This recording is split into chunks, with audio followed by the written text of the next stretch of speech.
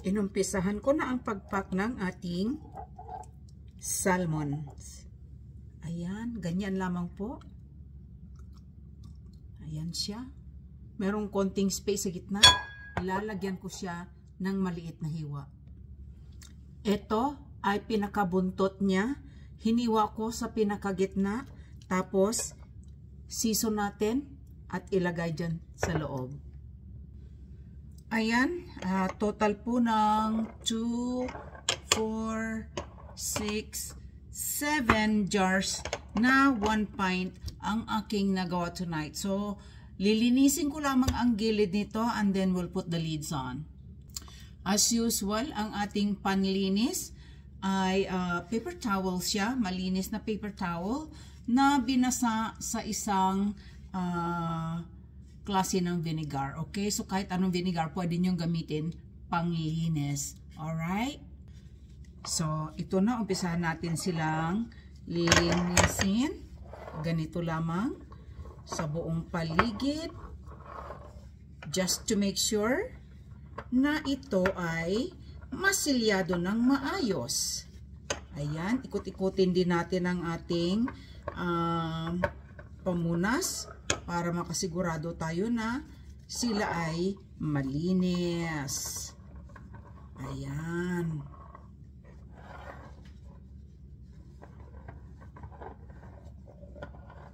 Ayan. Ikot-ikutin natin sa kabila naman, no?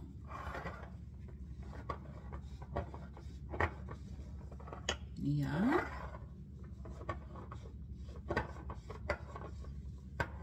Ayan. Ito ba'y nalinis ko na? Nagkasama sila. Pero para makasigurado, ulitin natin. Ayan. So, lagay natin ang lids. Ayan. Naka-sterilize ang ating lids. So, lagyan natin ng lids lahat. Ganyan. At ikabit na po natin ang kanyang band. Finger tight. Ang lahat po ng mga band o kaya lid na mayroong dent o kaya bingwe ay hindi po natin pwedeng gamitin. Kasi po, ang magkakaroon po ito ng posibilidad na magkaroon ng hangin sa loob ng ating preserved na pagkain. Ayan, nakaband na pong lahat ito. Ilalagay na po natin siya sa ating water bath canner. Ang ating water bath canner ay wala pa pong tubig. Dahil sa malamig po ang ating pinak na salmon, ito po ay lalagyan ko rin ng tubig na galing lamang sa ating gripo. So, umpisahan nating ilagay dito ang ating mga canned goods. Sa palagay ko, magkakasya na dito ang 7 jars.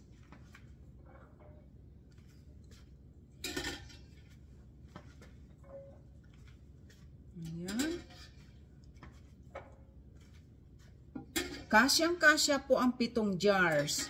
At kung hindi ako magkakamali, kasya pa rin po ang isa pang jars dito.